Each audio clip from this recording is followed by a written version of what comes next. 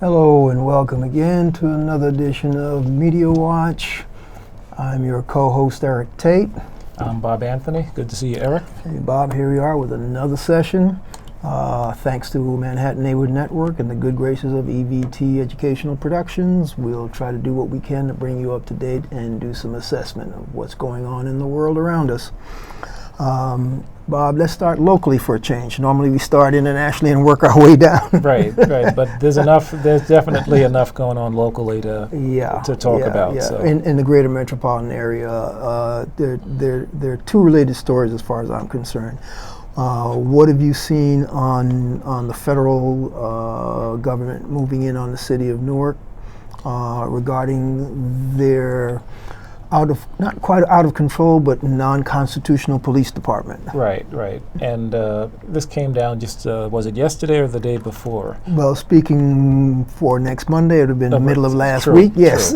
True. But, I keep forgetting.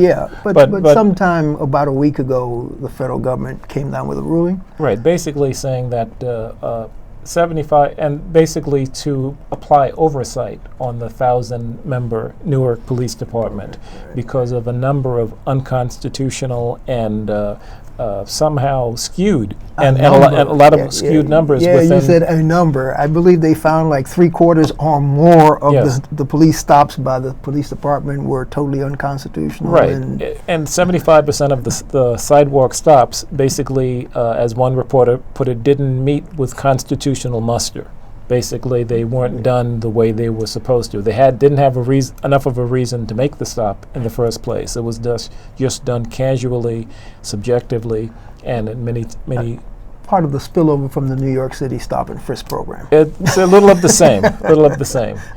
I say that almost euphemistically, but not really. It's basically, wasn't it? They were so far out of their own police guidelines. Right. That was the main thing. They had their own They were not in compliance with their own guidelines, and by a major factor of whatever. Yes. and because they were so blatant with it, and it was so egregious, the federal government just decided to step in. Now, the interesting thing about that, in New York City, when a federal judge decided that Mayor Bloomberg and his police department were totally out of whack with the constitutional rights of the New York City black and brown citizens, Mayor Bloomberg was in a high dudgeon and went totally crazy. He basically kept it in the courts, yes. But by the time it reached the new administration's hands, they wanted no piece of that. Right. They basically let the challenge go, and let the judge's decision stick. This new ruling, the new Newark mayor, Ross Baraka, had a totally different reaction, Bob. He basically said that it's something that needed to be done. He knew there was a problem. He didn't want it to get to the extent where there would be federal oversight, but just the same, it's a necessary step to get things in order. He would have rather had it handled internally. He looked at it as, okay, so what do we do now? This is the finding, so let's just use it as a great opportunity to just go ahead and remake the culture of the Newark Police Department. I mean, so he's actually, in a sense, saying, thank you for doing this, even though it's not what we would like.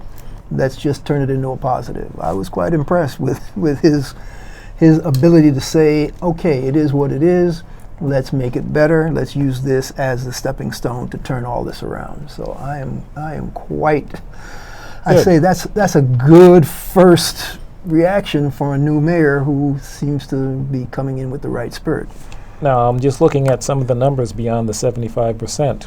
They found out that 54% 54% of Newark is black, but in 79% of the stops, African Americans were involved, and in 89% of the arrests, African Americans were involved. So the numbers are truly out of whack. And they also found that there were retaliatory practices within the department. In other words, if you make a complaint, you'd be arrested the next day just out of spite.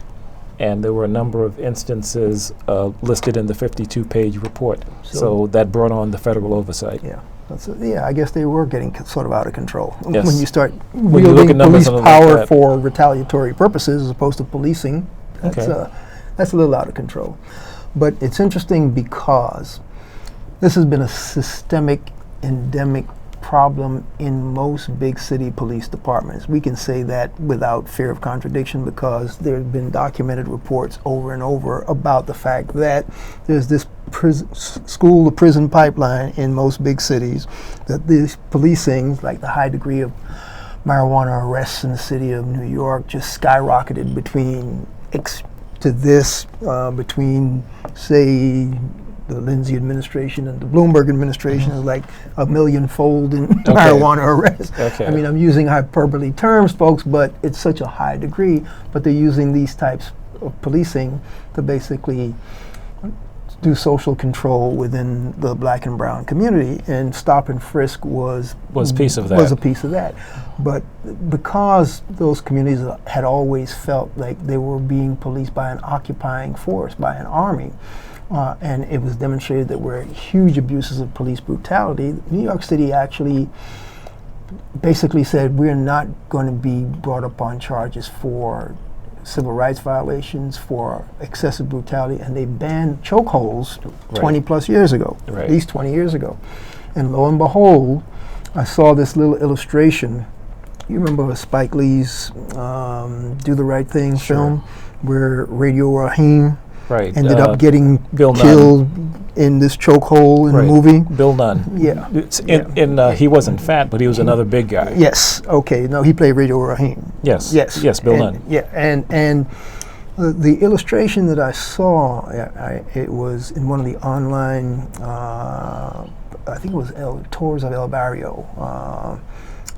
They had the fact that the Young Lords publications from the 70s were now being put up online, and et cetera, et cetera. They're getting ready to rename a street in New York City this weekend, Young Lords. Interesting. Yeah, it's Something very that you couldn't have. We got all this local stuff we got to share with you, folks. Right. So in digging back through that history, he did this comparison between Eric Garner's chokehold and Radio Raheem's chokehold from the movie, and it was eerily. So now what? Do the Right Thing, how many years ago is that? That's like almost 20-year anniversary. Yeah, it was the 25th anniversary. Maybe even the block further. Party, 25th anniversary block party was last week. Right. Okay, so that chokehold that was banned 20 years ago is what Eric Garner lost his life. And the problem was Eric Garner, in case you folks slept, is this Staten Island individual suffering from asthma who got into it. It wasn't an altercation because he definitely was not trying to push back against these police, as the video clearly shows. But they were trying to arrest him, physically arrest him, because allegedly he was selling loose cigarettes. I haven't really seen untaxed cigarettes. As one law enforcement official that I heard on somebody's show said, that's a citation. You don't arrest somebody for that. I mean, why would you even do something like that? But anyway, they use basically excessive force, as the video shows. Now, what was Commissioner Bratton's reaction to that chokehold? If you can recall his statement. He actually pointed out that the chokeholds had been illegal for the better part of 20 years. He basically said the same thing. He didn't. I mean, there was no blame, obviously, issued at that point. But he did say that a chokehold it needed further investigation, and but a chokehold is not what the police department is supposed to do. Right. It's supposed to be another way of handling that situation without the chokehold. And when you look at the video, as you said, he might have been uncooperative, but he was not combative. So a takedown by itself was questionable. Yeah, I have seen that, whatever that short video is. I've seen it from however many angles they have, because people keep showing that. Right. It's actually a very good case of citizen journalism. Yeah. They shot that thing as it occurred, and it was very interesting because when you see the first part of the video, the guy's going like this. His hands are down. He's going, it's like, I'm not quite sure I understand what it is you want me. They'd say something else, and he goes like this. He puts his hands up as if to say, okay, I kind of surrender to whatever it is you're trying to do, but I don't think you need to be arresting me. But he's not assaulting. He's not threatening, and then they just jump on him, according to the video that I saw. I may have misinterpreted this video, but am I misinterpreting Well, the it? person who grabbed him, he didn't see. He didn't know the person was back there. He was grabbed, he was blindsided. He did not see that person coming. And he did say, "Don't touch me," and that was about as far as the combativeness, if you can call it, at all. But there were no punches thrown. There was no attempt to... The video doesn't show any punches being There was thrown. no attempt to harm the officer that was in front, Right. and that's one of the main things. He was arguing with them, but people argue with police all the time. It wasn't even an argument. I believe you could hear him say something about, "But officer, whatever." He wasn't cursing them out. He wasn't. He did say, "Don't touch me." That was part of it, but Okay. it was not. There was nothing in there. So here we have aggressive. Right. Another example of another life lost with very questionable policing, and it's again another black male. And so the tally of black and brown males who end up arrested, incarcerated, dead. You said you saw some interesting online comments pertaining to this whole policing. Share some of that with our viewers. There's a couple of sites. One of them is police1.com, where police officers are responding. Police officers from wherever are responding to this case. And some of them are pretty brutal in how they describe the victim, Mr. Garner. And they're saying that he caused his own death. His size and his asthma, he was a walking heart attack anyway, and that there was no chokehold. There was one quote that was on police1.com. If you can talk, you can breathe. That's what one commenter said. And another one called his hands, Mr. Garner's hands, hamburger shovels. He said if he had put his hamburger shovels behind his back like he was supposed to, none of this would have happened. Now, a number of these insults. One of them I didn't write down. It was racially motivated. What was in there? He gave him a new African name. I see. He said you shouldn't be using Americanized names. You should use something back from Africa. It was a lot of it was and this insulting. is from your Let's Defend the Police at All Costs websites. Right. That's my shortcut for basically what those websites are. Yes. Police1.com. Yeah, that's one of them. Okay. And there were others with similar comments. So of course, a lot of them appalling. A lot of them really insulting to the victim. He was basically saying he was a big fat slob of a criminal, which is one person said. Which is the mentality that they take in when they walk into these communities, supposedly policing them. That's you are the now attitude. You're seeing it reflected in the online quote, anonymous posting. But that anonymous attitude is what's being foisted on our communities day in and day out. And so then they wonder why. Yeah, right. Okay. But you make a great point in that this should have been a citation. Should have been a ticket book pulled out and a desk appearance ticket, and it should not have elevated anywhere close to this. I heard some former police officer who is now a consultant to some, whatever, just say, I just don't understand that. That's just poor use of policing tactics. Right. I mean, a minor citation for something, and the man's dead, and now somebody's up on charges, or will be, based on that video. So, anyway, we're about halfway through Media Watch, folks. I'm Eric Tait. I'm Bob Anthony. And there are a number of international stories that basically will be in the news come airtime on Monday. We have, of course, the Malaysian MH17. Is that the number? That's the 17? call sign, yes. Yeah. Malaysian Airways 17 that was shot down with some Buk BUK anti-aircraft artillery that was probably fired by the pro-Russian separatist movement in Ukraine.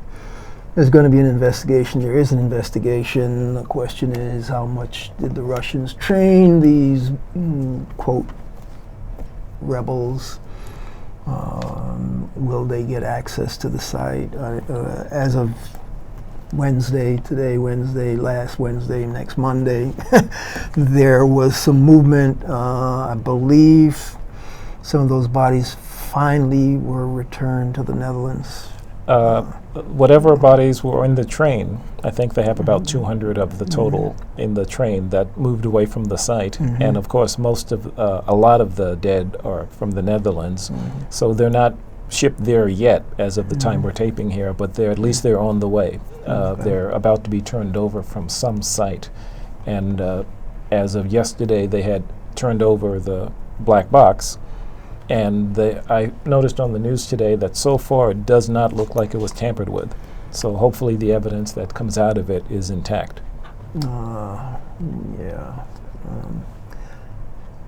There are some interesting questions for me as a former crew member, aviation, military air crew member, not civilian. But evidently, they didn't make that a no-fly air zone because evidently a number of flights had transited that airspace in the day that plane got shot down. That's true. Now, there are other airlines who just say, okay, yeah, it's fine, but we're not flying over there, and they just made sure they track their flight paths around that airspace. I'm just, it's such a tragic loss of life based on pure stupidity because you don't fire one of those kinds of anti-aircraft things unless you know your target. Precisely. And so to just launch that thing and end up killing, 300 plus? Initially it was 287, but I believe it's over 300. Depending on who they killed on the ground. Yeah, correct. Right. A lot of loss of life just because of just the indiscriminate firing of. But I think the aviation people should be taking a real close look at how they are declaring no-fly zones, unsafe air zones for civilian aircrafts when these kinds of conflicts are going on. That's something I think needs to be revisited by the international body that deals with air regulation for international flights. You make a good point because I think that the website was Flight Aware, and they mapped commercial flights over that area. And like you said, Malaysia was still taking the more direct route, whereas a lot of the other airlines were hooking around that flight area. But the truth is, at what was the cruising height? 22,000 feet. No, it's 34,000, I believe. Okay. Yeah. At that height, militarily, there's not much you can do from that height. Yes, I believe, because these things actually have known ranges, right? And that missile supposedly could go to like 32,000 feet. I saw a new update. It couldn't even go beyond that. Okay, but see, now that's what I'm talking about. See, so, I mean, it was not an issue. So if it's listed that they could shoot to 32,000 feet, and you're doing your air clearance at 34,000 feet, that ain't much room, okay? So let's say they miscalculated the range of that missile, which evidently they did, because at 34,000 feet, that plane still got shot down.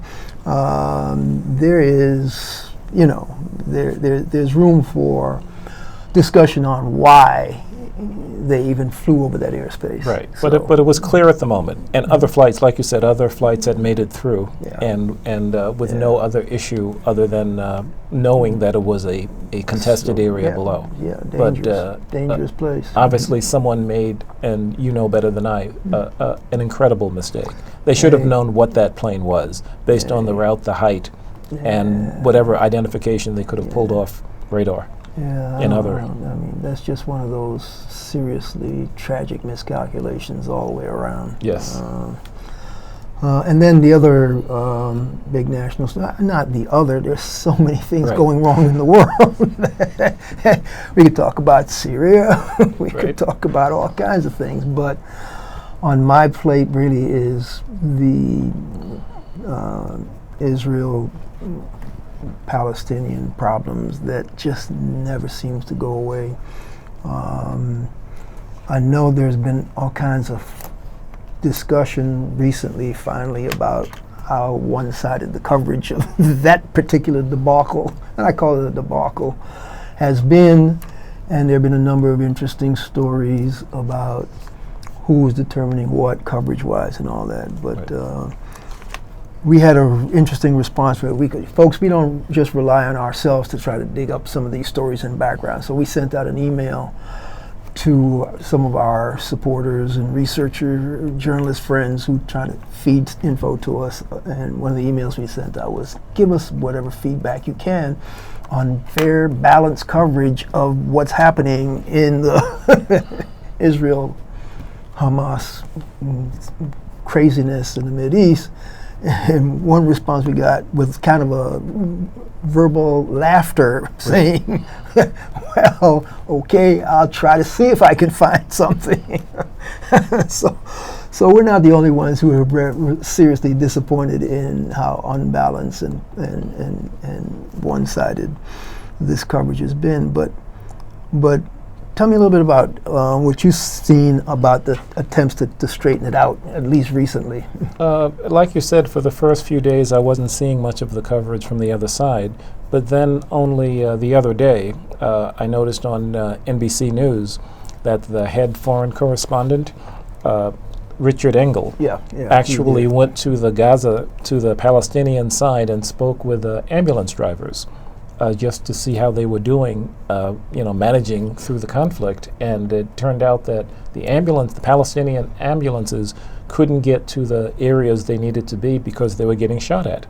And there were ambulances shown with with bullet holes in the window.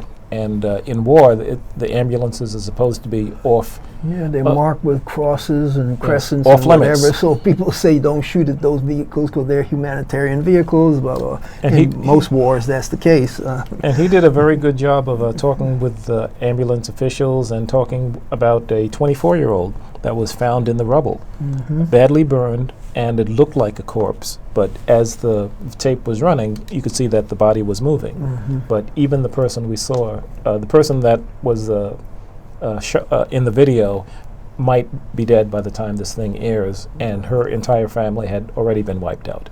That's how bad that situation was. And so he's done I think he did one other report from that side so far that I've seen. So this is, we're getting some of the other side of things since Israel started the ground attack. Yeah, even before the ground attack, you had hundreds of people being killed in Gaza. The interesting thing for me is, over the years, we have covered the coverage of the Mideast on more than one occasion. We've seen how poorly the balance is. And it's a phrase we've used more than once. 2 wrongs don't make a right. 3 wrongs don't make a right. Hamas trying to lob rockets into Israel is not productive. That's not. It doesn't gain anything. Hamas trying to say that Israel should not exist, does not exist. They will not recognize it. Does not do much for the Palestinian state. And so that's just rubbing a giant dog the wrong way. Okay. It brings back the old Palestinian charter, which had it written in the destruction of Israel. I mean, that was taken out ages ago, but here's Hamas stepping forward. That doesn't help. But with the help of the great old Uncle Sam's dollars, the Israelis have managed to build one of the greatest shields of all time. So Hamas can fire as many rockets as they want. If something goes on toward, maybe an Israeli might get hurt from that. But when Israel retaliates for rockets that really don't really harm them and kill 300 plus people, I think maybe there's a little skew here. And you have every right to defend yourself, but you don't have every right to murder people. And basically, that's murder. We don't want people don't actually. There are people internationally now who actually are saying that these are war crimes that are being committed, but there is not that much of an international outcry about what's happening in that imbalance. And watching some of the coverage, basically I'd be seeing, even when they were trying to balance the coverage, and who was the young man that NBC had in Gaza? Ayman Mohyeldin. Yeah, Mohyeldin was on the beach with those 4 kids who actually ended up getting blown up by one of the Israeli rockets. The rocket that hit the beach, yes. Correct? And he'd been playing with those kids. He reported on who they were, that they weren't Hamas fighters and whatever. And in the course of doing his reporting, he was talking about the hundreds of people and families who were being blown up, destroyed, homes killed, the whole bit. And there was a brouhaha. All of a sudden, he got yanked out of his coverage, and Glenn Greenwald was reporting on, in some publication, he also showed up on Democracy Now!, talking about the powers that be at NBC probably yanked him because they didn't like the fact that he was doing more balanced coverage and telling the other side. That may or may not have been the case, because this past weekend, I managed to see he was back. He was out there still doing his reports, but even as he was on the screen talking about 300 Palestinians being killed, the crawl on the bottom of the screen was 12 Israeli soldiers killed. Okay, interesting. At the very same moment? At the same moment. That's interesting. I cannot, I'm looking at this and I'm going, the man is telling us 400, 300 people are dead, slaughtered, and these are civilians primarily. And the crawl is saying 12 Israeli soldiers killed. Sometimes in journalism, it's better to do one report at a time. And I'm going, oh God, we just can't get this right. But we got about a minute. But if I realize that this has been going on eons. But back in 2002, the National Lawyers Guild sent a fact-finding team to Palestine and the West Bank to talk about what was going on back then, because I think it was the Intifada or whatever it was called back then. It's the same conflict between Palestine and Israel. And people just keep dying and getting killed left and right in the same kind of imbalance. The National Lawyers Guild just was not happy about the coverage, so they sent a fact-finding team. And their quote on that fact-finding team from 2002, it's worth reading. Through interviews with Israelis and Palestinians and documentation of destroyed cities and impassable checkpoints, this video describes a brutal occupation designed to prevent statehood and tells the story of the strength of the Palestinian people. Well, this was a 27-minute video that talked about impossible checkpoints and an apartheid kind of existence. And with that, we'll need to wrap. And so, yeah, it's still going on, but we need better coverage. This has been Media Watch.